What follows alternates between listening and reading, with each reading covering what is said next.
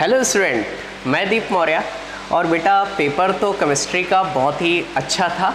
I hope आप सब लोग का अच्छा हुआ होगा। बहुत सारे लोगों के मैसेज आए कि मेरे सर 42 सही हैं, 43 सही हैं, 42, 43, 41, बहुत सारे लोगों के बहुत अच्छा पेपर हुआ है बहुत सारे लोगों का। तो आओ बेटा एक बार इसकी थोड़ी एनालिसिस कर लेते हैं कि पूरे साल हम लोगों ने क्या पढ़ा है, आपके नोट्स में क्या लिखा हुआ है और क्या क्या यहाँ पे आपके पेपर में आया है नीट में। ठीक है, तो आइए देखिए, ऐसे क्वेश्चन वाइज देखते हैं बेटा। ये कोई सेट प्रॉपर नहीं है, ऐसे क्वेश्चन वाइज देखते हैं।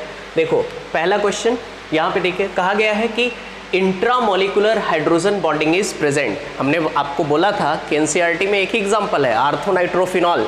देख लो बेटा, यहाँ पे मैंने पढ़ा है इंट्रामोलिकुलर हाइड्रोजन बॉन्डिंग। यहाँ पे देख लीजिए कि आर्थोनाइट्रोफिनॉल का एग्जांपल है। इसका आंसर क्या हो जाएगा बेटा? आर्थोनाइट्रोफिनॉल। ठीक है, आइए देखिए सेम क्वेश्चन नोट से अगले क्वेश्चन की अगर हम बात करें, यहाँ पे देखो, arrange the following elements in increasing order of ionisation enthalpy. याद करिए कि जब हम लोग ऊपर से नीचे की तरफ, ये नोट्स में देखिए, variation of ionization energy, ionization enthalpy की बात कर रहे हैं, तो यहाँ पे देखिए ऊपर से नीचे की तरफ जाते हैं तो एटॉमिक साइज क्या होता है बेटा? बढ़ता है। तो आयोनाइजेशन एनर्जी क्या होती है? डिक्रीज। लेकिन यहाँ देखो क्या एक्सेप्शनल ऑर्डर आता था, क्योंकि हाफ फिल्ड कॉन्फ़िगरेशन, अगर कहीं पर हाफ फिल्ड या फुल फिल्ड कॉन्फ़िगरेशन आ जाता था तो क्या बेटा वो कॉन्फ़िगरेशन एक स्टेबल कॉन्फ़िगरेशन होता है। ठीक है, तो यहाँ पर आप देख लीजिए सेम आंसर। यहाँ पर हमारे पास देखिए ऑर्डर क्या लिखा है बेटा? लिथियम, बोरान, फिर beryllium, carbon, oxygen, nitrogen. Same note से यहाँ पर आप देख सकते हैं सेम क्वेश्चंस। आगे देखो भैया, सब बस वही देखना है बेटा। डिस्कस तो आप लोगों ने कर लिया, आंसर भी मिला लिया होगा, बस देख लीजिए क्या आप लोगों ने पढ़ा है और क्या आपके एग्जाम में आया है। इलेक्ट्रोनेगेटिविटी का ऑर्डर क्या? Phone call. ठीक है, सब लोग को पता ही बेटा सबसे ज्यादा किसका होगा? Fluorine, oxygen, nitrogen. पूरा ऑर्डर लिखा है, ये देखिए, फ्लोरीन, ऑक्सीजन, नाइट्रोजन, क्लोरीन, देख सकते हो बेटा। तो यहाँ पर सबसे ज्यादा किसका होगा? फ्लोरीन, फिर ऑक्सीजन, फिर नाइट्रोजन। देखो बेटा क्या थर्ड आंसर है। ठीक, आसानी से कर सकते हो। आगे देखिए, आगे बात करें, ये देखिए बेटा, केमिकल काइनेटिक्स। नोट सामने रखो और मिलाते चलो कि जो आपने पढ़ा है, ये नहीं कि हमने कहीं से भी रख दिया। आप अपना नोट्स अपने सामने रखो और बेटा इसको मैच करो। देखो यहाँ पे पिच प्लॉट, आपको ln के वर्सेस 1/k के बीच में ग्राफ बनाना है। देखो यार क्या अर्हीनियस इक्वेशन, क्या हम लोग जानते हैं? ये आपके सामने लिखा है, k बराबर a इंटू ई के पावर माइनस EA/RT। आप देख सकते हो बेटा यहाँ पे क्या ln लेंगे तो क्या होगा? ln के बराबर ln A इंटू फिर आगे माइनस EA/RT आगे आ जाएगा। यहाँ देख लो ln E वैल्यू 1। क्या बेटा यहाँ ln के और 1/t के बीच में ग्राफ बनाया है? वही चीज आपसे पूछा है, ln के और 1/t के बीच में ग्राफ बताओ। क्या एक स्ट्रेट लाइन? देखो बेटा विद नेगेटिव स्लोप आ रहा है। यहाँ पे देखो कौन सा आंसर आ गया? सेकंड। सेम क्वेश्चन नोट से। ठीक, आइए देखें अगले क्वेश्चन की बात करते हैं। अगला क्वेश्चन ये देखो भाई, सेम चीज यार। क्या टेम्परेचर हमारे पास दिया है? T1 कितना दिया है बेटा? 27 प्लस 273 कर लेंगे, 273। यहाँ पे T2 कितना दिया है? 57 प्लस 273। बेटा सिर्फ एनालिसिस कर रहे हैं, पूरा सॉल्व नहीं करा रहे हैं। बस आप देखिए कि आपने क्या पढ़ा है और क्या आया है, हमने क्या पढ़ाया है और क्या आपके एग्जाम में आया है। तो देखो भैया, क्या हमारे पास यहाँ पे R की वैल्यू दी हुई है? R की वैल्यू दी हुई है बेटा हमारे पास यहाँ 8.314। फॉर्मूला यहाँ पर क्या लगाओगे जरा बताइए? लगाओगे लॉग। ठीक है, क्वेश्चन में कहा गया है यहाँ पर क्वाड, क्या ये 4 गुना है? तो बेटा log ऑफ K2/K1, तो आगे क्या लिखोगे? 4K/K। बोलो, ये हो जाएगा K2/K1 बराबर क्या होता है? Activation energy upon 2.303 R। आगे बेटा 1/T1 minus 1/T2, 1/T1 minus 1/T2। देख लो बेटा, क्या यहाँ K से K हटा दोगे, log 4 की वैल्यू रख दो। आपके सामने T1 T2 की वैल्यू दी हुई है, R की वैल्यू दी हुई है। क्या यहाँ से एक्टिवेशन एनर्जी आप आसानी से निकाल सकते हो? कितना आएगा? 38.04। आइए देखिए अगला क्वेश्चन, सेम क्वेश्चन सब नोट से है यार। ये देखो यार, क्या हमने आपको प्रोसेस पढ़ाए हैं? देखो isochoric process, isobaric process, isothermal process, adiabatic process. देखो बेटा ये अपने नोट्स में सब लिखा हुआ है। बताइए आइसोकोरिक प्रोसेस में क्या volume remain constant, isobaric process में यहाँ पे देखो प्रेशर कांस्टेंट, आइसोथर्मल में टेम्परेचर कांस्टेंट। आप देखो क्या बेटा आइसोथर्मल है तो क्या हो जाएगा टेम्परेचर कांस्टेंट। आप सारे मैच करा लो, क्या आइसोकोरिक, आइसोबारिक, एडियाबेटिक सारे दिए हुए हैं, कौन सा आंसर हो जाएगा? सेकंड हो जाएगा। एग्जैक्टली यार वही क्वेश्चन आया है, कुछ भी नहीं था बेटा पेपर में। आइए देखिए आगे बढ़ते हैं। इधर देखो भाई, यहां पे मैं क्लास में एक बात बोला करता था, अगर आपको याद हो, अगर KMnO4 एसिडिक मीडियम हो, KMnO4 एसिडिक मीडियम हो, क्या सेम एज ऑक्सीडेटिव ओजोनोलिसिस। अगर आप लोगों ने क्लास किया है सब लोग को याद आ रहा होगा। देखो बेटा यहां पर ये लिखा भी है, same as oxidative ozonolysis. Poem भी क्या थी? ओजोनोलिसिस में बने एसिड तो ऑक्सीडेटिव ओजोनोलिसिस। बताओ बेटा यहां पर हमारे पास जो दिया है, ये हमारे पास ये देखो बेटा ये है, फिर आगे C डबल बॉन्ड CH, फिर आगे ये चीज दिया हुआ है यहां पर H। बताइए सेम एज ऑक्सीडेटिव ओजोनोलिसिस, पहले रिडक्टिव की तरह कराओ, O ले निकल लो, यही तो सिखाया था। बताओ बेटा फिर H को किस में बदल देना होता है? OH में। तो क्या यहाँ COOH आ जाएगा? काम खत्म। देखो कहीं पे आ रहा है, ये देखिए आ रहा है, ठीक है। तो सेम एज ऑक्सीडेटिव ओजोनोलिसिस, ये देखो बेटा एग्जाम्पल भी कराया है, देख लो यार, कुछ भी नहीं था बेटा पेपर में। आइए आगे बात करते हैं। ये देखो भाई, ये देखो क्लास नोट्स, क्या हाइड्रोकार्बन में हमने आपको जब फिजिकल प्रॉपर्टी पढ़ाई थी, हाइड्रोकार्बन की फिजिकल प्रॉपर्टी, तो वहां पे देखो बेटा बॉइलिंग पॉइंट का ऑर्डर लिखाया था, क्या डायरेक्टली प्रोपोर्शनल होता है मॉलिक्यूलर वेट के? ये लिखा हुआ है, नोट्स आप अपने सामने रख सकते हो। बॉइलिंग पॉइंट इनवर्सली प्रोपोर्शनल होता है ब्रांचिंग के, लेकिन बेटा ये तब आप देखते हो जब आइसोमेरिक हो, मतलब सबके मॉलिक्यूलर फॉर्मूले क्या हो, मॉलिक्यूलर मास क्या हो, सेम हो। तो भैया नॉर्मल पेंटेन, आइसोपेंटेन, नियोपेंटेन, क्योंकि नॉर्मल पेंटेन बेटा उसमें कोई ब्रांच नहीं है, फिर आइसोपेंटेन और फिर नियोपेंटेन। तो सबसे ज्यादा नॉर्मल पेंटेन, फिर आइसोपेंटेन और फिर नियोपेंटेन। बताओ अब स्टेटमेंट फर्स्ट पढ़ो। The boiling point of 3 isomeric pentanes follows order normal pentane, isopentane, neopentane. बिल्कुल सही है। अब बताओ ऐसा क्यों, क्या इसमें ब्रांचिंग बढ़ रही है बेटा? ब्रांचिंग बढ़ेगी, ये देखो नीचे लिखा है, when branching increases molecular attains say shape of the sphere, this result in smaller surface area। आप बताओ कि जैसे जैसे ब्रांचिंग बढ़ेगी बेटा उसका बॉइलिंग पॉइंट क्या हो जाएगा? कम हो जाएगा। तो बताइए क्या स्टेटमेंट फर्स्ट भी सही है और स्टेटमेंट सेकंड भी सही है? देख लो बेटा एग्जैक्टली नोट से। अगला क्वेश्चन, कौन से क्वेश्चन तक पहुंच गए? Question number 80। ओके आगे देखो बेटा, एडियाबेटिक ओजोनोलिसिस 80। ये देखो भैया SN1 SN2, सुन के हंसी आ रही होगी आप लोग को यार। SN1 और SN2 कितनी बार क्लास में बेटा डायरी में लिखवा के याद कराया है। जरा बताओ क्या SN1 में हम लोग क्या करते थे? Most stable carbocation. SN2 में क्या देखते थे? क्या ट्रांजिशन स्टेट वहां बनता था? क्राउडिंग देखते थे। आपसे क्या पूछा गया है? SN1। तो SN1 में देखो मोस्ट स्टेबल कार्बोकेटाइन, क्या यहाँ बनाएगा? क्योंकि यहाँ बनाएगा तो रेजोनेंस स्टेबलाइज होगा। कोई ऐसे महानुभाव यहाँ तो नहीं सोच रहे हैं अरे भैया यहाँ पे देखो क्या ये रेजोनेंस में इन्वॉल्व है, तो यहां पर तो कार्बोकेटाइन नहीं बनेगा। तो बेटा आंसर कौन सा आएगा? सेकंड। ठीक है, आप देख लीजिए ये लिखा हुआ है कैरेक्टरिस्टिक्स ऑफ SN1। देखो rate is directly proportional to the stability of first carbocation. साफ साफ आपके नोट्स में लिखा है कि रीअरेंजमेंट बेटा नहीं कराना है जब रेट देखना है, पहला कार्बोकेटाइन देखना है। पहला कार्बोकेटाइन आपके पास यहाँ है। हो गया? आइए देखिए ये एग्जाम्पल भी कराया है आपको। रेट अगर कंपेयर करना है मोस्ट स्टेबल कार्बोकेटाइन देख लीजिए। आगे देखें, आगे देखो। अरे यार ये क्या है? अच्छा ये तो मिशन 180 में वही सवाल जो हम लोग टेस्ट सीरीज स्टार्ट किए थे, याद होगा। ठीक है, प्रॉपर पूरा एक एक सवाल करवाया है बेटा, अच्छे से डिस्कस करवाया है, ध्यान देना। यहाँ पे देखो which one of the following alcohol reacts instantly. अगर बात करें बेटा इंस्टेंटेंटली कि अगर यहाँ पे देखो कि हमारे पास क्या क्या है बेटा, 3 डिग्री है, 1 डिग्री है और 2 डिग्री है। तो भैया अगर हमारे पास 3 डिग्री एल्कोहल होता है तो क्या within a second turbidity आ जाती थी? देखो 3 डिग्री, हमारे पास 2 डिग्री और 1 डिग्री। याद करिए, अगर बेटा तुरंत आ जाए विद इन अ सेकेंड, क्या 3 डिग्री होता था बेटा 5 to 10 मिनट 2 डिग्री होता था, और 1 डिग्री के लिए क्या कई आवर्स लग सकते हैं। तो यहाँ पे कहा गया है कि तुरंत कौन सा रिएक्शन बेटा लुकास टेस्ट देगा, कौन सा अल्कोहल, तो हमारे पास कौन होगा 3 डिग्री अल्कोहल। ये हमारे टेस्ट में था, ये बेटा यहाँ पे नीट में आया हुआ है। ये देखो सब लिखाया है Lucas test, 3 degree within a second, 2 degree 5 to 10 minute, 1 degree within hours. ठीक, आइए देखें, आगे बढ़ते हैं। ये देखो भैया, ये सवाल नीट में, ये टेस्ट में, मिशन 180। देखो बेटा, not a redox reaction, not a redox reaction, कुछ देखने की जरूरत ही नहीं है, आप खुद से कर सकते हो बेटा।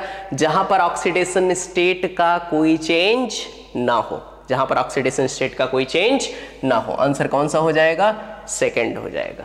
आइए देखें, आगे बढ़ते हैं। हाँ भैया, ये देखिए बड़ा ही बेहतरीन सा क्वेश्चन है बेटा।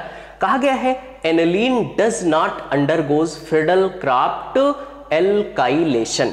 देखो भैया, क्या क्लासरूम में ये पढ़ाया है कि फ्रीडल क्राफ्ट एल्काइलेशन या एसाइलेशन, अगर हम इसकी बात करें एनिलीन की, तो वो नहीं देता। अच्छा ऐसा क्यों? यहां देखो यार, क्या इसके पास लोन पेयर ऑफ इलेक्ट्रॉन है, तो ये कहेगा लेबे लुईस बेस की तरह। यहां एल्यूमिनियम के पास क्या डिब्बा है, वैकेंट ऑर्बिटल, तो बेटा यहां पर एसिड बेस रिएक्शन हो जाती है और बन जाता है एनिलीनियम आयन। क्या बन जाता है, एनिलीनियम आयन। ये कभी भी फ्रीडल क्राफ्ट रिएक्शन, ये देखो फ्रीडल क्राफ्ट में आप क्या देखते हो, कभी एक बार आर्थो पे लगा देते हो, एक बार पैरा पे लगा देते हो, वो डिपेंड करता है कौन सा ग्रुप लगा है। जैसे अगर +M है, +H है, +I है, ठीक है, या -M है, -H है, -I है, तो देखो बेटा फ्रीडल क्राफ्ट रिएक्शन जो हमारे पास है एनिलीन, वो नहीं देते। देखो एक काटा गया है।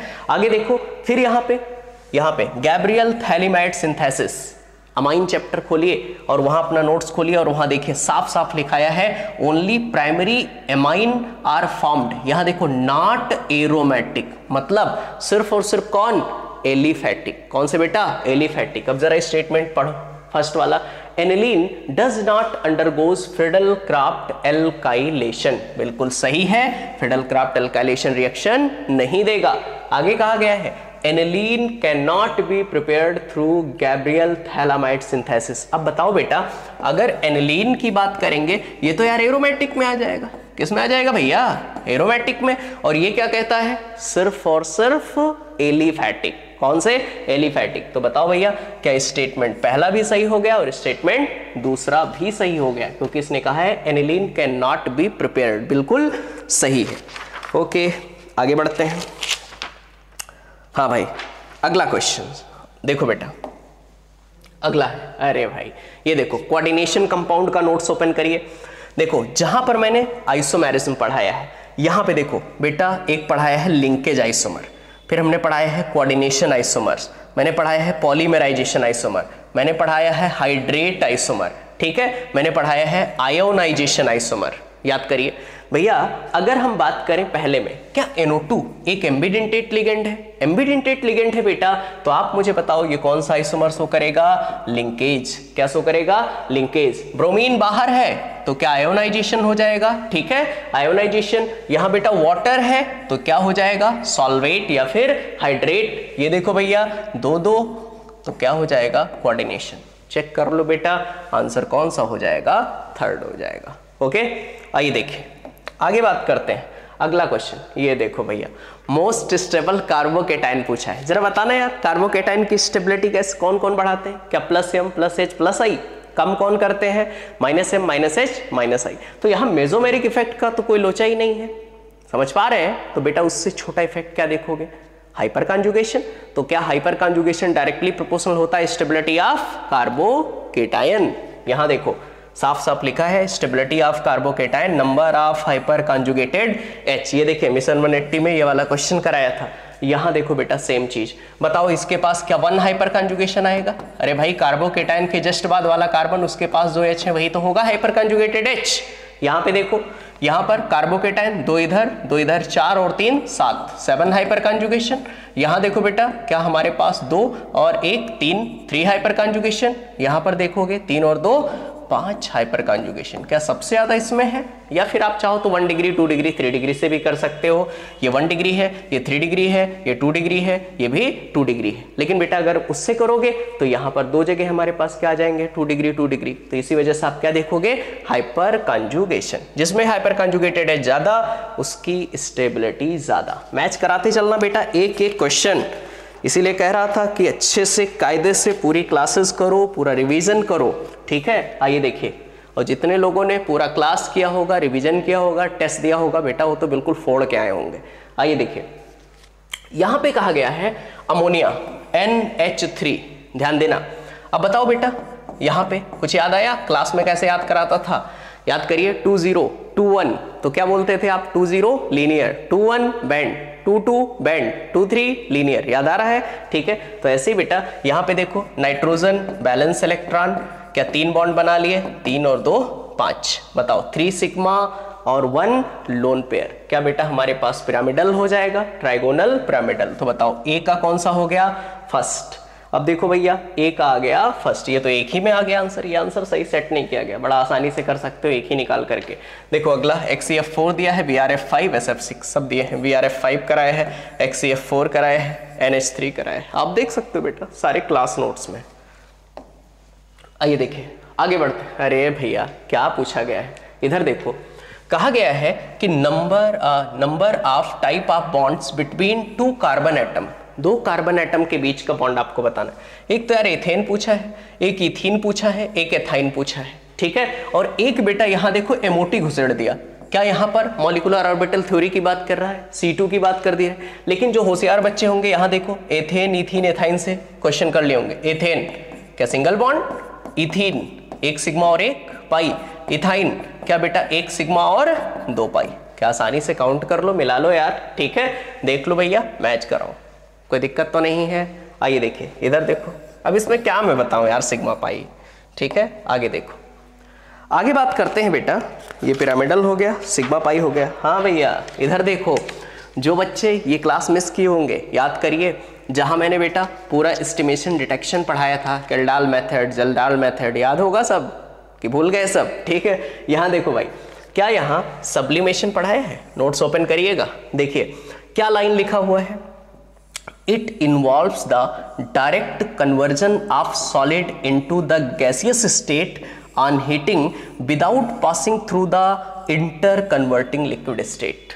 यहाँ देखो, यहाँ पर पढ़ो, on heating some solid substance change from solid vapor state without passing through liquid state। बताओ यार, क्या सीधे सब्लिमेशन हो जाएगा? हेडिंग क्या है? सब्लिमेशन। सेम बेटा लाइन है NCERT की। आइए देखिए आगे बात करते हैं, अगला क्वेश्चन। अरे भाई क्लास में बेटा डायरी बनवा के, रटा के, कुछ लोग तो बिल्कुल थक जाते थे, कुछ लोग क्लास बंद कर दिए थे आना लास्ट में, याद करिए, ठीक है। और जिन्होंने लोगों ने लास्ट तक किया है बेटा, पूरा डायरी बना के काम किया था, 10 प्रोडक्ट्स इन 10 मिनट कराया था, ये सब तो इसे वर्बल कर रहे होंगे यार। इधर देखो, क्या बेटा ये ओजोनोलिसिस है? ओलियो निकल लो। बताओ बेटा क्या 2 मोल बन रहा है साइक्लोहेक्सेनोन। ये देखो O3H2O जिंक, याद करिए। फिर यहाँ पर देखो यार, क्या फ्रीडल क्राफ्ट एसाइलेशन है, एनहाइड्रस AlCl3। फिर यहाँ पर देखो बेटा, हाँ एल्कोहल को इन्होंने कीटोन में बदला है, मतलब बेटा यहाँ क्या हुआ है, H2 निकला है, ऑक्सीडेशन। अब बेटा ऑक्सीडेशन हुआ है CrO3।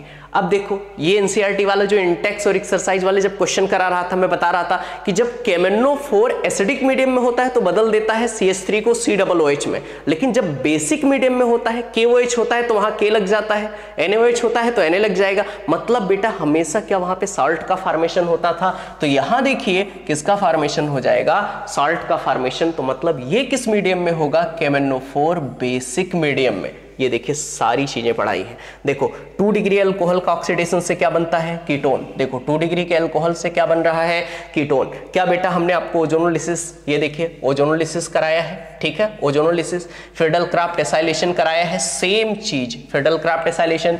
ये देखिए KMnO4 बेसिक मीडियम में ये रिएक्शन कराया है। सब कुछ बेटा नोट से है आपके। आइए देखिए आगे बात करते हैं। अगला, हाँ भैया ये डायरेक्शन ऑफ रिएक्शन, कितना आसान सा सवाल है, जरा देखिए। क्या यहाँ मैंने पहले पढ़ाया है कि जैसे हमारे पास कोई रिएक्शन दिया है उसके लिए Kc वैल्यू दी हुई है। आपको क्या निकालना है, क्यू इक्विलिब्रियम। क्या निकालना है, क्यू इक्विलिब्रियम। अब बेटा हमारे पास है कुछ 2a गिव्स टू दिया है b प्लस सी, और इसके लिए बेटा आपके पास Kc दिया है 4 × 10⁻⁻3। अब देखो भाई, इसके लिए अगर आप Q इक्विलिब्रियम निकालोगे रिएक्शन कोसेंट, तो बताओ क्या प्रोडक्ट अपॉन रिएक्टेंट होगा। तो बेटा यहाँ पर B और यहाँ पर C अपॉन A का क्या हो जाएगा, होल स्क्वायर। अब ऐसे ही दिमाग लगाओ यार, खुद से सोचो, क्या बेटा सबकी वैल्यू A B C की सेम है? तो जब B और C लिखोगे उसका स्क्वायर पूरा कैंसिल होके कितना आ गया, 1 आ गया। अब इतना तो समझ ही रहे होगे यार, वैल्यूज रख लीजिए। अगर ये बेटा 1 आ गया, आप सोचो कि यहां पर Kc की वैल्यू कितनी है, 4 × 10⁻⁻3, मतलब जो गिवन वैल्यू Kc है और जो आपने निकाला है Q इक्विलिब्रियम, बताओ क्या Kc कम है, क्योंकि भैया कितना है 10⁻⁻3, और ये आपका कितना आ गया है, 1। बेटा जो लिखा है ऐसे लिख लो, बताओ रिएक्शन किधर चली गई, बैकवर्ड। ऐसे ही तो सिखाया था, ये देखो कि K इक्विलिब्रियम अगर ग्रेटर देन है तो ऐसे साइन लगाओ, रिएक्शन किधर जाती थी, फॉरवर्ड। अगर ये लेस देन है किधर जाती थी, बैकवर्ड। और बेटा अगर बराबर है तो किस में रहता है, इक्विलिब्रियम, एग्जैक्ट। ये देखिए, ये बेटा ये इसका कॉन्सेप्ट है, ये इस पर क्वेश्चन है, देख लीजिए, सब कुछ आपके नोट्स से ही है। ओके, आइए आगे बढ़ते हैं बेटा। ठीक है, देखो भैया यहां पर, हाँ ये देखो concept, 1 Faraday is equal to 96500 coulomb. क्या बेटा यहाँ कॉपर 2+, क्या 2 इलेक्ट्रॉन गेन करेगा, कॉपर सॉलिड में बदलेगा, तो मतलब 2 मोल ऑफ इलेक्ट्रॉन, मतलब क्या 2 फैराडे का चार्ज। बस यहां पर सेम क्वेश्चन, ये देखिए, क्या हमारे पास H2O बदल रहा है O2 में, ऑक्सीडेशन स्टेट निकालो। क्या यहाँ पर -2, यहाँ पर 0। अब बताओ बेटा -2 से 0, क्या 2 इलेक्ट्रॉन, क्या 2 फैराडे, कितना हो जाएगा, 2 फैराडे। कहाँ पे मिला दो 2 फैराडे। ऐसे देखो MnO4 माइनस Mn के ऊपर 2+, तो यहाँ MnO4 और ये किस में बदल रहा है, Mn के ऊपर 2+। ध्यान दीजिए जरा, ऑक्सीडेशन स्टेट निकालो, क्या +7 आएगा, +7 से गया +2 में, +7 से गया +2 में, क्या 5 इलेक्ट्रॉन, क्या 5 फैराडेज।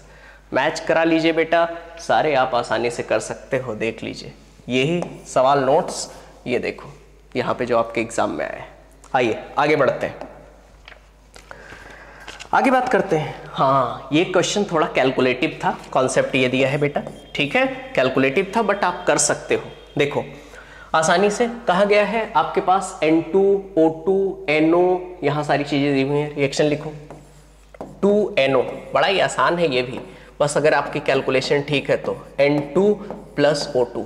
जरा बताओ शुरुआत में कितना लिया, 1, तब ये 0 0, अल्फा डिसोसिएट हुआ 1 माइनस अल्फा, तो यहाँ पर α/2, क्योंकि 2 मोल टूटता है, एक ये बनता है, एक ये बनता है, 2 का आधा, तो ये अल्फा टूटा, α/2 कर सकते हो बेटा। अब मुझे बताओ आपसे क्या डिग्री ऑफ डिसोसिएशन पूछा है, तो आप इसकी निकालो Kc। अब Kc निकालोगे तो प्रोडक्ट में हमारे पास क्या आएगा, N2 का कंसंट्रेशन इंटू O2 का कंसंट्रेशन अपॉन क्या आएगा बेटा, NO का कंसंट्रेशन, उसका होल स्क्वायर। देखो क्या सबकी वैल्यूज दी हुई हैं, इसकी वैल्यूज अगर रखोगे बेटा और यहाँ पर अगर आप Kc निकालोगे, वॉल्यूम से डिवाइड करके Kc निकालोगे, क्या करना है, V से आपको डिवाइड कर देना है। तो बताओ इस Kc को और इस Kc को बराबर कर दोगे, जैसे इसकी वैल्यू आई यहाँ से आप अल्फा की वैल्यू आ जाएगी। जब उसको सॉल्व करेंगे आप तो बेटा यहाँ आता है 0.717 के आसपास, 0.717। ओके आइए देखिए आगे बात करते हैं। अरे भाई ये देखो क्या बेटा F ब्लॉक एलिमेंट, देखिए सारे इलेक्ट्रॉनिक कॉन्फ़िगरेशन लिखे हुए हैं, ठीक है, कुछ इंपॉर्टेंट टिक कराए थे। ये देखो आपसे पूछा गया है कि विच इज डायामैग्नेटिक, जरा बताओ क्या आप आसानी से बता सकते हो पैरामैग्नेटिक और डायामैग्नेटिक। बेटा अगर मैंने ऐसे तो सिखाया था कि मोदी जी हमारे जो पीएम है वो कैसे हैं, पेयर्ड कि अनपेयर्ड, अनपेयर्ड, तो पैरामैग्नेटिक अनपेयर्ड, मैं कैसा हूँ, पेयर्ड, ठीक है, डीएम, तो डायामैग्नेटिक। आपसे क्या पूछा है, डायामैग्नेटिक, तो कैसा होना चाहिए बेटा, पेयर्ड। आसानी से कर सकते हो आप, देख लीजिए ये बेटा जो मैंने पढ़ाया है, यहाँ जो क्वेश्चन आया है आंसर कौन सा हो गया, 3rd। आइए देखिए यहाँ की बात करें, प्लॉट द ऑस्मोटिक प्रेशर। अरे भाई ये देखो क्या बेटा पाई इज इक्वल टू होता है CRT, क्या होता है, pi is equal to CRT। आपसे ग्राफ पूछा गया है किसमें, पाई और C में। देखो बेटा क्या y बराबर ये हो गया m और ये हो गया x, y बराबर mx। तो यहाँ जो स्लोप है m बराबर क्या हो गया RT, क्या हो गया RT। आपसे टेम्परेचर पूछा है तो m/r क्या हो जाएगा m/r। ये देखिए क्या pi is equal to CRT।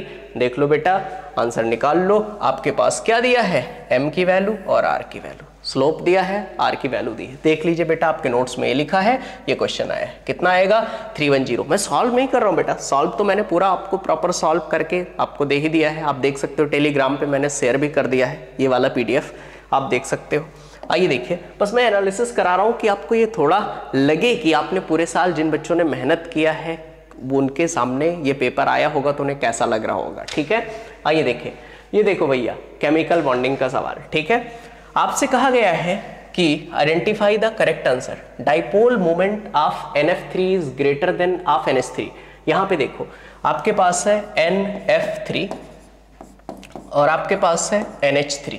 देखो बेटा N के साथ 3F, यहाँ पे क्या, यहाँ एक लोन पेयर और यहाँ पे NH3, यहाँ लोन पेयर। क्या इसका डायरेक्शन इधर, इसका डायरेक्शन इधर, इधर और इधर, क्या सब सेम डायरेक्शन में जुड़ जाएंगे। यहाँ देखो ये इधर, ये बेटा इधर अट्रैक्ट करेगा, थोड़ा बहुत क्या होगा कैंसिल। तो ज्यादा किसका होगा, NH3 का। इसने क्या कहा है, dipole moment of NF3 is greater than, मतलब क्या गलत हो गया। अगला बी ऑप्शन चेक करो, 3 कैनोनिकल फॉर्म ऑफ CO3 के ऊपर 2-। जरा बताओ यार, क्या हमने आपको रेजोनेंस पढ़ाया है? और रेजोनेंस में ये तो गांव का बच्चा जानता है कि अगर नेगेटिव चार्ज डबल बॉन्ड के कंजुगेशन में होगा तो क्या होगा, रेजोनेंस। ये बना हुआ है केमिकल बॉन्डिंग, आप खोलिएगा क्या कार्बोनेट बना हुआ है। देखो CO3 के ऊपर 2-। कितने रेजोनेटिंग स्ट्रक्चर आ रहे हैं बेटा, 3। देख लो क्या लिखा है, 3 canonical form draw for carbonate ion. ये नोट्स है और ये आपका क्वेश्चन। आइए आगे बढ़ते हैं। अगला देखो बेटा, हाँ भैया ये देखो यार कौन सा फुद्दू सा सवाल है, ये बताइए PBr3 क्या बेटा, वही चीज लिविंग ग्रुप आपको हटाना है और यहाँ पे ब्रोमीन सब्स्टिट्यूट कर देना है।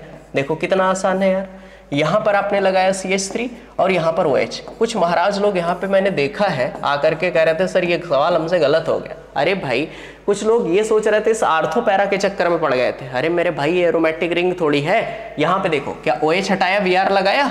अब देखो बेटा OH हटाया और यहाँ क्या लगाया Br, बात को समझिएगा। अब देखो क्या आगे इसकी रिएक्शन एल्कोहलिक KOH, क्या यार सेडजेफ रूल हो गया।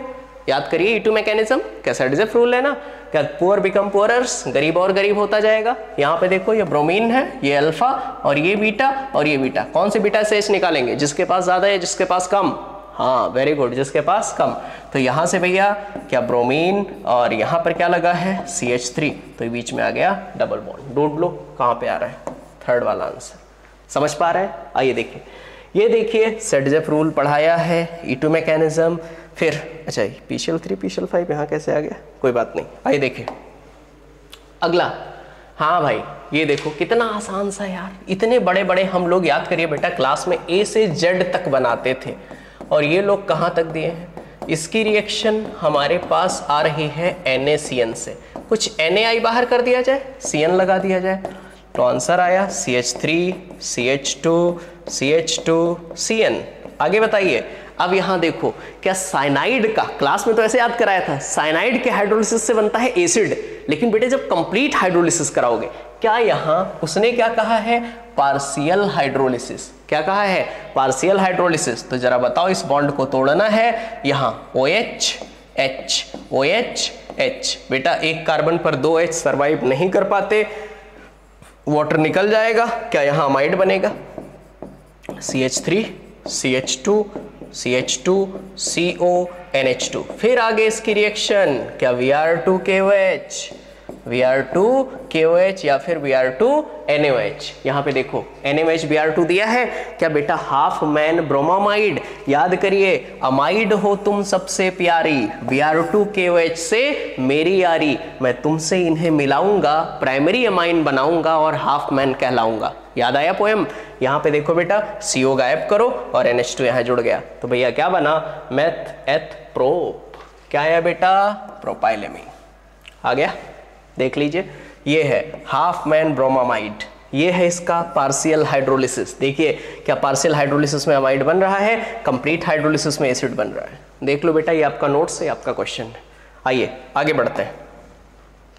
हाँ भाई, ये क्या पूछा गया यार? अरे भैया क्या भाई, होमोलिपिटिक कॉम्प्लेक्स और हेट्रोलिपिटिक कॉम्प्लेक्स। आप देख लो हेट्रो होमो, जरा पढ़िए क्या। हाँ पहले ये देखो जो मैंने नोट्स में पढ़ा है, होमोलिपिटिक कॉम्प्लेक्स, हेट्रोलिपिटिक कॉम्प्लेक्स। सेम टाइप के लिगेंड है तो होमोलिपिटिक, डिफरेंट टाइप के लिगेंड है तो हेट्रोलिपिटिक। जरा देखिए यार, क्या यहाँ सिर्फ और सिर्फ अमोनिया है होमोलिपिटिक कॉम्प्लेक्स? यहाँ देखो बेटा, क्या अमोनिया के साथ साथ क्लोरीन है हेट्रोलिपिटिक कॉम्प्लेक्स। तो आप देख सकते हो क्या स्टेटमेंट फर्स्ट हमारा बिल्कुल सही है।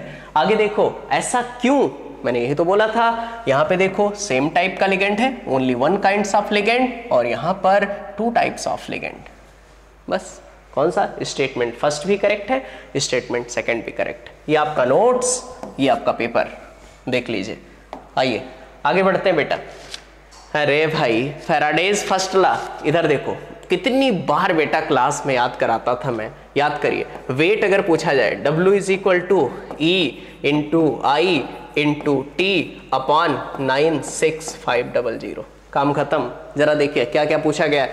क्या मास आपसे पूछा गया है ग्राम में, कॉपर डिपॉजिटेड बाय पासिंग इतना एम्पियर, तो W आपको अगर निकालना है तो E बराबर क्या होता है, वेट अपान एन फैक्टर। जरा बताइए बेटा, वेट हमारे पास कॉपर का कितना दिया है 63 इंटू I कितना दिया है, I दिया है 9.6, पूरा नहीं लिख रहा हूं। आगे देखो बेटा, T हमारे पास कितना दिया है, सेकंड में दिया है कुछ, time current gram deposit passing through a current इतना 100 सेकेंड ये दिया है। क्या यहाँ 100 अपॉन एन फैक्टर कॉपर का 2 अपॉन 96500, सॉल्व कर लो यार। ठीक है, कितना आ जाएगा बेटा 0.31। खैर उसको तो छोड़ो, यहाँ देखो क्या फर्स्ट लॉ ऑफ फैराडे पढ़ाया है, ये सवाल कराया है। जरा इसका आंसर देखो, क्या 0.3 आ रहा है इसका बेट। यहाँ देखो इसका आंसर कितना आ रहा है 0.3। कितना आसान है यार। ये आपका नोट्स है, ये आपका क्वेश्चन। आइए देखें, आगे बढ़ते हैं। यहाँ पे देखो बेटा, हाँ जब पी ब्लॉक रिवीजन करा रहा था और जो पढ़ाया था, बताया था ये क्वेश्चन बड़ा एक्सेप्शनल टाइप का है, थोड़ा सा याद रखिएगा, हाइड्रोजन बॉन्डिंग मॉलिक्यूलर मास से रिलेटेड है बेटा, याद करिए। ये देखो लिखा है boiling point and melting point directly proportional का इंटरमॉलिक्यूलर हाइड्रोजन बॉन्डिंग या एक्सटेंट ऑफ हाइड्रोजन बॉन्डिंग। ये बॉइलिंग पॉइंट का ऑर्डर लिखा हुआ है आपके नोट्स में, वाटर H2TE H2SE H2S। देखो बेटा क्या वही ऑर्डर लिखा है, स्टेटमेंट पहला सही है। वैसे क्या होता है on the basis of molecular mass, किसके बेसिस पर देखते हो बेटा, वैन डर वाल्स फोर्सेस के बेसिस पर देखते हो, मॉलिक्यूलर मास के बेसिस पे देखते हो। लेकिन यहाँ वाटर का पहले क्यों कर दिया गया है, क्योंकि वाटर में क्या प्रेजेंट है, हाइड्रोजन बॉन्डिंग। यहाँ देखो बेटा, क्या मैंने ये कॉन्सेप्ट, मतलब ये कॉन्सेप्ट क्या, ये डायरेक्ट क्वेश्चन, और ये आपके एग्जाम में जो नीट में आया वो क्वेश्चन। आइए देखें, आगे बढ़ते हैं। ये देखो यार क्लास में कराया हुआ है 2,3 डाइमेथाइल ब्यूटेन। देखो भाई 2,3 डाइमेथाइल ब्यूटेन, जरा इसको बताओ, ये जो कार्बन है कितने से, 1 2 3, 3 कार्बन से जुड़ा है। इसको देखो ये कितने से जुड़ा है, 1 2 और 3। क्या ये भी हमारे पास 3 डिग्री हुआ और ये भी क्या हो गया 3 डिग्री। अब कार्बन काउंट कर लो, 1 2 3 4 5 6। देखो बेटा क्या 6 कार्बन है और 14 हाइड्रोजन है।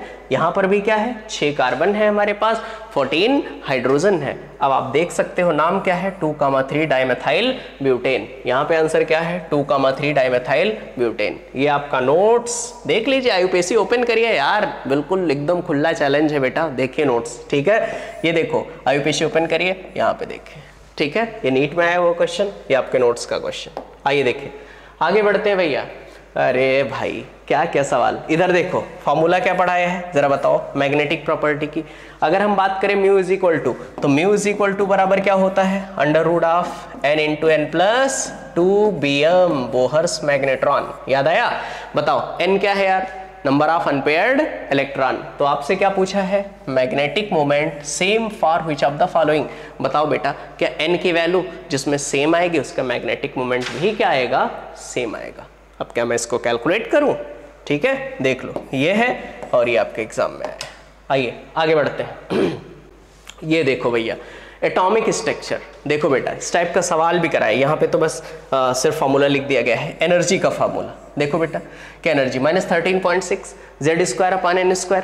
अगर बेटा इसका मतलब यहाँ से क्या है, जो हमारे पास एनर्जी है वो डायरेक्टली प्रोपोर्शनल किसके हो गया, Z²/n²। मतलब यहाँ पर क्या आ जाएगा, E1/E2 बराबर Z1²/Z2² इंटू N2²/N1²। काम खत्म। देख लो बेटा क्या यहाँ वैल्यूज रख दिया जाएगा, N1 N2 की वैल्यू दी हुई है, एटॉमिक नंबर। भैया अगर आपको नहीं आता तो आप मुझे बताओ, मैं हीलियम का एटॉमिक नंबर बताऊं क्या, हाइड्रोजन 1 हीलियम 2, ठीक है। यहाँ बताओ हाइड्रोजन 1 हीलियम 2 लिथियम 3 बेरिलियम 4।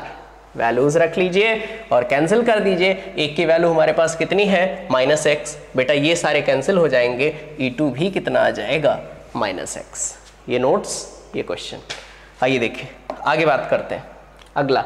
अरे भैया इसमें क्या देखना, जरा बताना कितनी बार यार चीख चीख के आपको याद करवाया है। log ऑफ K2/K1, एक बार दोबारा बोलिए, activation energy upon 2.303 R 1/T1 - 1/T2। याद आया, ठीक है। जरा बताओ तो एक्टिवेशन एनर्जी किस पर डिपेंड करती है, टेम्परेचर पर। यहाँ देखो रेट कांस्टेंट, हाँ सॉरी रेट कांस्टेंट की बात करें, टेम्परेचर पर डिपेंड करेगी। यहाँ पे कहा गया activation energy of any chemical reaction can calculated are known the value of. तो बेटा एक्टिवेशन एनर्जी किसके बेसिस पर आप देखोगे, क्या उस पर टेम्परेचर भी डिपेंड करेगा।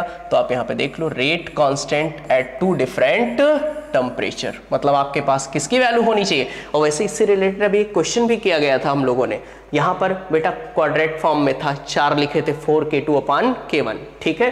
तो सेम चीज वही थ्योरेटिकल फॉर्म में ये देखो पढ़ाया गया। ठीक, आगे बढ़ते हैं। चलो भाई साहब इसको देख लेते हैं। क्या यार एंट्रोपी पूछा है, जरा बताना यार एंट्रोपी क्या, इसमें अंडे का फंडा पढ़ाया था, ठीक है। अगर आपको याद होगा कि हम लोगों ने सॉलिड लिक्विड गैसेस के फॉर्म में एंट्रोपी पढ़ी होगी। यहाँ पे देखो बेटा आपसे कहा गया which of the following process entropy increases. आगे देखो एक लिक्विड वेपर में बदल रहा है, ठीक है।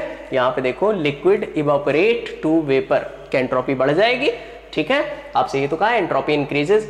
अगला देखो यहाँ सॉलिड है और यहाँ दो गैस है, सॉलिड गैस में एंट्रोपी बढ़ गई। आगे देखो क्या यहाँ हमारे पास मॉलिक्यूल या अलग अलग एटम में गैसियस फॉर्म में क्या एंट्रोपी बढ़ गई। अब यहाँ देखो बेटा temperature of crystalline solid lower, मतलब टेम्परेचर कम कर रहे हो, 130 से 0 कर रहे हो, यहाँ एंट्रोपी नहीं बढ़ेगी। क्या 3 केसेस में A, C और D। ये देखो क्या एंट्रोपी हमने पढ़ाया है पूरा, गैस लिक्विड सॉलिड। यहाँ देखो अमार्फस क्रिस्टलाइन, यहाँ एटम और यहाँ gaseous, molecule, pure substance, mixture, और भी एग्जांपल थे नीचे, आप देख लीजिए, आप नोट्स ओपन करिए, दिखाइए कितना सारा कराया है। आगे देखो बेटा, हाँ भाई ये देखो यार, ये भी मूल कॉन्सेप्ट से रिलेटेड एक सवाल है, आसानी से कर सकते हो। कहा गया है 1 ग्राम ऑफ सोडियम हाइड्रोक्साइड। इधर देखो बेटा पूरा सॉल्व करने की जरूरत नहीं है भाई, इतना सा छोटा सा सवाल है। और बेटा इसको किस में बदल दिया आपने, NaCl, और साथ में किस में बदल दिया है, वाटर में। जरा क्वेश्चन को ध्यान से पढ़िए। 1 ग्राम ऑफ सोडियम हाइड्रोक्साइड, ये कितना दिया है, 1 ग्राम दिया है। जरा इसका अगर मुझे मोल निकालना हो, ठीक है, बताओ तो मोल बराबर क्या होता है, वेट अपॉन मॉलिक्यूलर वेट, मतलब वेट, अभी मैं कुछ वेट नहीं ले रहा हूं, ठीक है, वेट अपॉन मॉलिक्यूलर वेट, क्या W/40 कर दिया। इसका मोल निकालो तो भैया मोलरिटी बराबर होता है number of moles upon volume in litre. तो यहां से मोल निकालो तो नंबर ऑफ मोल्स बराबर मोलरिटी हमारे पास कितना दिया है, 0.75 अपॉन नंबर ऑफ मोल्स, क्या होगा बेटा, नंबर ऑफ मोल्स बराबर molarity into volume in litre. तो भैया किस में करोगे, 25 अपॉन कितना आ जाएगा, मोलरिटी, नंबर ऑफ मोल्स बराबर molarity into volume in litre. तो मोलरिटी बराबर होता है number of moles upon volume in litre. तो नंबर ऑफ मोल्स अगर आपको निकालना है तो molarity into volume in litre. तो देखो भैया मोलरिटी हमारे पास 0.75 इनटू वॉल्यूम कितना है 25 अपॉन लीटर में क्या 1000। इधर देखो बेटा 25 चौक के 100, क्या 0.75 अपॉन कितना आ गया 40 आ गया। बोलो भैया। अब देखो बेटा इसका मोल और इसका मोल दोनों को कर दो कंपेयर। देखो तो इसका मोल कितना आ गया है, वेट बाई 40, यहाँ पर इसका मोल कितना आ गया बेटा, यहाँ पर 0.75/40। बताओ 40 से 40 उड़ गया तो वेट यहाँ पर कितना आ गया NaOH का 0.75। अब जरा मुझे बताओ वेट आ गया इतना, खर्च हो गया 1 में से घटा दो, 1 माइनस 0.75 कितना बचेगा बेटा, लगभग हमारे पास 0.25, लेकिन ग्राम में नहीं पूछा है, मिलीग्राम में पूछा है। 0.25 मल्टीप्लाइड बाई 100 कर सकते हो, यहाँ पे कितना आ जाएगा 250 ग्राम। बड़ा आसान सा, थोड़ा सा कैलकुलेटिव मान सकते हो बट कुछ नहीं। ये देखो बेटा इसको LR से भी कर सकते हो। आगे देखिए क्या यार क्लास वाला सवाल है। देखो बेटा यहाँ पर क्या हमारे पास एक कंपाउंड है X और इसमें हमारे पास A दिया है, B दिया है और हमारे पास C दिया है। याद करिए, देखो बेटा क्या A हमारे पास 32% दिया है और B हमारे पास 20% दिया है और C हमारे पास नहीं दिया है, तो टोटल कितना होगा 100। अब 100 में से आप देखो बेटा 32 और 20 मतलब ये लगभग 52 हो गया, तो ये कितना आ जाएगा 48%। कितना आ जाएगा 48%। चलिए भाई अगर ये सारे मोल हैं, चलो भाई परसेंट में दिया है, मॉलिक्यूलर मास से डिवाइड करो, ये कितना आ जाएगा 64। ये कितने से डिवाइड करोगे B को 40 से, इसको किससे डिवाइड करोगे 32 से। सॉल्व करिए, क्या मोल आ जाएंगे, इधर देखो, अब मैं पूरा सॉल्व करूँ यार। 32 दूना 64, 1/2। यहाँ देखो 20 दूना 40, 1/2। यहाँ देखो किससे 16 से काटे, 16 दूना 32, 16 3 48, 3/2। बेटा सॉल्व करो, क्या ये आ गया 0.5, ये आ गया 0.5 और इसको कैंसिल करोगे 1 और 2 1 में 2 और 2 5 10, 1.5। सबसे छोटी वैल्यू से डिवाइड करो, 0.5 से डिवाइड करोगे तो ये आ जाएगा 1, ये आ जाएगा 1 और इसको 0.5 से डिवाइड करोगे तो पॉइंट हटा 5 3 15 आ जाएगा 3, तो मतलब ABC3 ये आ गया। ये देखो क्लास में जो क्वेश्चन कराया है वो मैंने X और Y के फॉर्म में कराया है, देख सकते हो बेटा।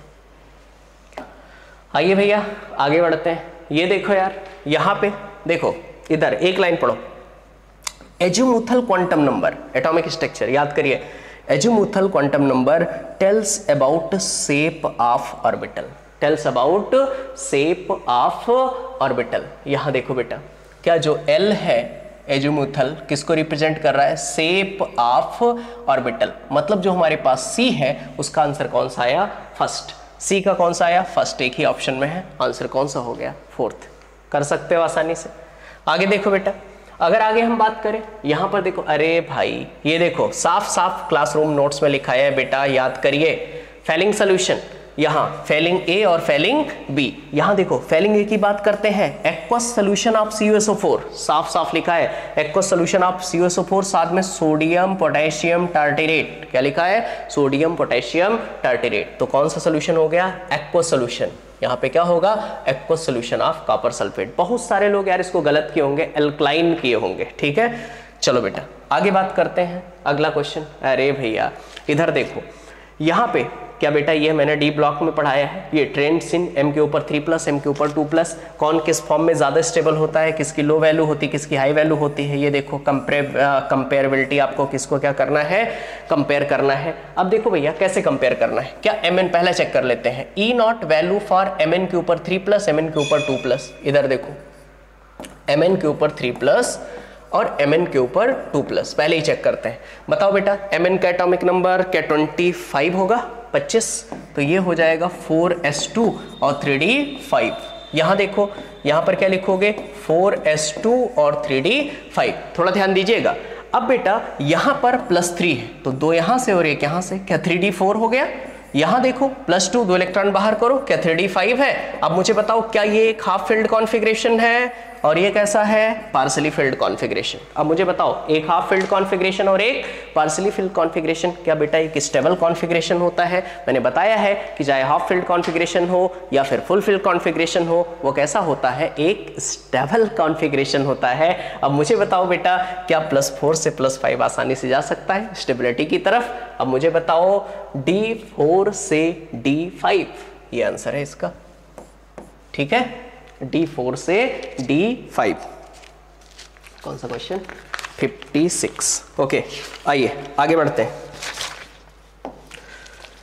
चलो भाई इसको देखो, ये देखिए यार आपके नोट्स में COF6 के ऊपर 3-, यहाँ देखो बेटा COF6 के ऊपर 3-, क्या बताऊं मैं इसमें, ठीक है। देखो कहा गया है आपसे ऑक्टाहेड्रल, ठीक है, मैग्नेटिक बिहेवियर। आप देख सकते हो बेटा कैसे चेक करोगे, अगर स्ट्रॉन्ग फील्ड लिगेंड होगा तो पेयरिंग कराओगे, वीक फील्ड लिगेंड होगा तो पेयरिंग नहीं कराओगे। अंदर वाला ऑर्बिटल अगर डी यूज कर रहे हो तो इनर ऑर्बिटल, बाहर वाला यूज कर रहे हो आउटर ऑर्बिटल। म्यू अगर बेटा अनपेयर्ड है तो भैया पैरामैग्नेटिक, म्यू अगर पेयर्ड है तो कैसा हो जाएगा, डायामैग्नेटिक। म्यू आसानी से निकाल सकते हो बेटा। अगर कोऑर्डिनेशन नंबर 6 है तो हाइब्रिडाइजेशन sp3d2 और फिर d2sp3 ऑक्टाहेड्रल, सारे तो पढ़ा दिए यार, इसमें क्या मैं बताऊं। बताओ बेटा क्या दोनों स्टेटमेंट पढ़ करके चेक करके बता सकते हो, ठीक। ये आपका नोट्स है, ये क्वेश्चन। आइए देखिए आगे बात करते हैं। हाँ भैया इधर देखो, इसको भी पढ़ सकते हो। ये देखिए केमिकल प्रॉपर्टीज साफ साफ लिखाया है, जरा इसको पढ़िए। It do not reacts with weak reagent, for cyclic की बात हो रही है, ना अमोनिया से ना ग्रिग्नार्ड रिएजेंट से, NaHSO3 से, यहाँ पर सिर्फ रिएजेंट से। किसके साथ ग्लूकोज रिएक्ट नहीं करता, यहाँ देखो बेटा कैटॉलन्स के साथ कर जाएगा, एल्डिहाइड ग्रुप होता है, HCN के साथ ग्लूकोज साइनोहाइड्रिन बनाता है। यहाँ देखो NH2OH हाइड्रोक्सिलेमीन, हाइड्रोक्सिलेमीन के साथ क्या ऑक्सिम बनाता है। अगर हम बात करें बेटा सिर्फ रिएजेंट, इसके साथ रिएक्ट नहीं करेगा, NaHSO3 के साथ रिएक्ट नहीं करेगा। NCERT में लिखा है, मेरे नोट्स में भी ये लिखा है, सब मैंने लिखा है क्योंकि मैं NCERT पढ़ाता हूँ। आइए देखिए बेटा ये आपका नोट्स है और ये क्वेश्चन। आइए देखिए आगे बात करते हैं।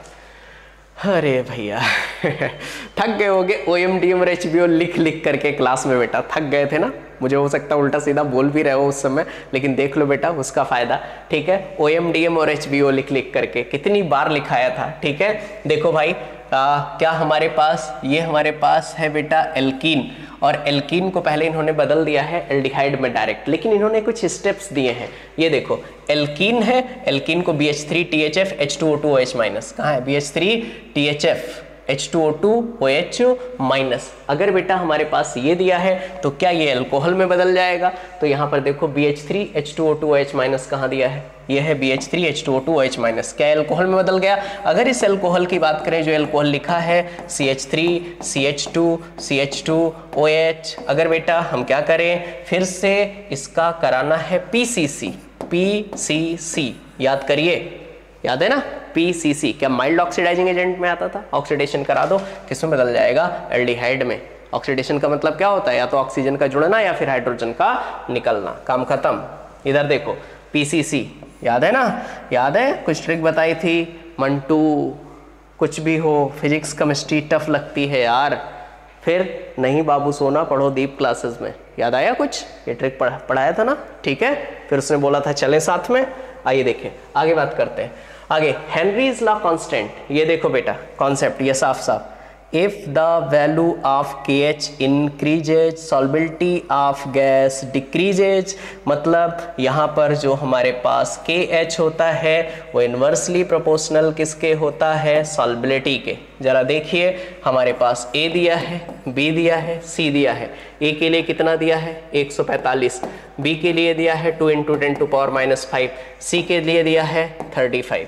देखो भैया आप देख सकते हो बेटा, जिसके लिए KH की वैल्यू ज्यादा होगी उसकी सॉल्बिलिटी कम होगी। जरा बताओ क्या सबसे ज्यादा 145 है तो सबसे कम हो गया, काम खत्म।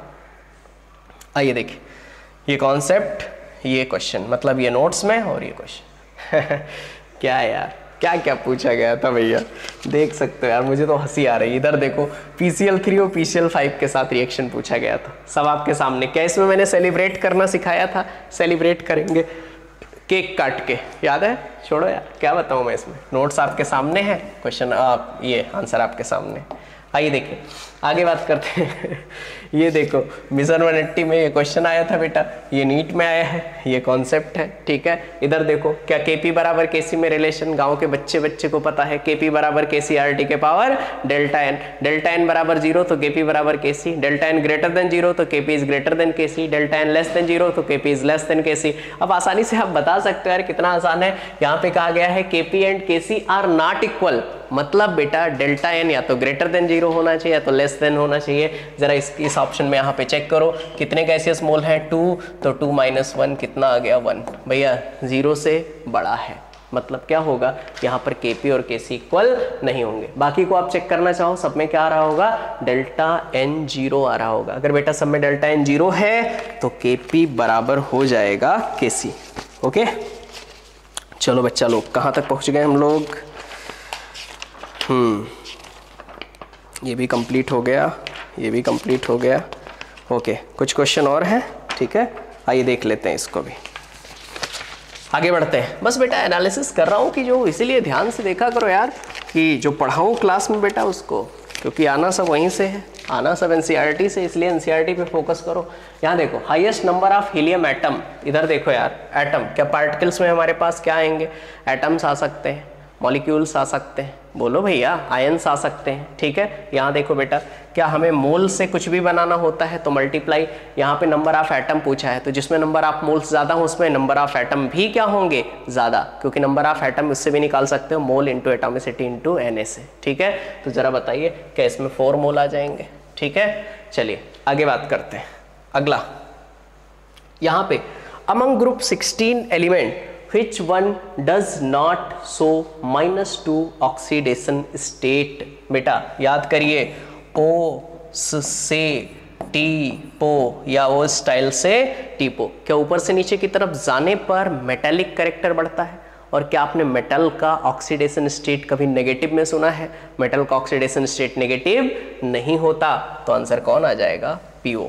आइए आगे बढ़ते हैं, कितने क्वेश्चन और बचे, 2-3 क्वेश्चन। अच्छा ये तो वर्क डन वाला है यार, ये तो भैया डायरेक्ट फॉर्मूला लगाना है, इसमें क्या है, ठीक है। जरा देखो बेटा, हमारे पास कहा गया है work done during reversible isothermal 1 mole of hydrogen gas 25 degree Celsius from pressure 20 atmosphere to 10 atmosphere. यहाँ पे देखो वर्क डन का फार्मूला है W = -2.303।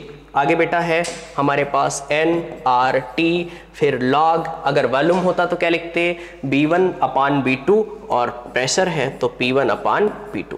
लगा लीजिए, क्या हमारे पास नंबर ऑफ मोल्स दिया है, 1 मोल दिया है, R की वैल्यू हमारे पास कितनी दी है, 2 कैलोरी दी है, टेम्परेचर हमारे पास कुछ 25, मतलब 25 + 273, इसको रख लीजिए। प्रेशर P1 हमारे पास दिया है बेटा 20 और P2 दिया है 10। सॉल्व करेंगे तो ये मैंने तो सॉल्व किया था तो लगभग -411 के आसपास आया था, ठीक है। तो यहाँ पे सॉल्व कर लीजिए, कितना आएगा बेटा, -413.14 कैलोरीज। आइए आगे बढ़ते हैं। ओके देखो बेटा, ये तो ईमानदारी से मैं बताऊं, ये प्रैक्टिकल केमिस्ट्री वाले में मोहर साल्ट मैंने नहीं पढ़ाया था, ठीक है, इसको मैंने नहीं पढ़ाया था, लेकिन मैं बस इसका आंसर बता दे रहा हूँ, ठीक है। ये सेक्शन बी में आया था, सेक्शन ए में नहीं आया था, जिसमें आपको 5 सवाल छोड़ने थे, ठीक है। तो इसका होगा डाइल्यूट सल्फ्यूरिक एसिड, ठीक है। अब मैं इसको पढ़ाऊंगा, ठीक है। इस बार मैंने मोहर साल्ट बेटा नहीं पढ़ाया था, बाकी तो सारा प्रैक्टिकल केमिस्ट्री में जितने ऑर्गेनिक वाले थे, एस्टिमेशन, डिटेक्शन, बाकी सारे तो पढ़ा दिए थे, पूरे टेस्ट भी पढ़ा दिए थे, ये मोहर साल्ट वाला नहीं पढ़ाया था। तो एक क्वेश्चन आप स्किप कर सकते हो, इसमें ज़्यादा परेशान होने की बात नहीं है। चलो, और एक लास्ट है, एक ये भी प्रैक्टिकल केमिस्ट्री से है, इसको भी मान सकते हो कि नोट से नहीं था, क्योंकि मैं झूठ बोलूँगा नहीं, ठीक है। आइए देखिए बेटा, इसका आंसर मैं बता दे रहा हूँ, इसका आंसर आएगा कुछ थर्ड BADEC, क्योंकि जो हमारे पास एल्यूमिनियम होता है ये थर्ड में है, बेरियम है फोर्थ में है, मैग्नीशियम है ये बेटा कुछ 6 में आएगा, कॉपर है वो सेकंड में आएगा, और जो कोबाल्ट है वो फोर्थ में आएगा। ये जो लास्ट में आयंस वाले थे क्वेश्चंस उसके हैं बेटा। तो खैर हम लोगों ने क्वेश्चन डिस्कस कर लिया, जिसमें बेटा मैं 4 क्वेश्चन ऐसा मान सकता हूं कि जो लगभग आपके नोट्स से एग्जैक्ट नहीं थे, अदरवाइज मतलब हालांकि वो भी आप कर सकते हो, टेस्ट के थ्रू सारे कवर किए थे हम लोगों ने। इसीलिए बेटा कहता हूं कि नोट्स और एनसीईआरटी पर ही फोकस करना है, इसके अलावा आपको कुछ नहीं करना है, ठीक है। ओके, तो पूरा डिस्कस कर लिया है। ओके, फिर मिलते हैं बेटा, थैंक यू सो मच।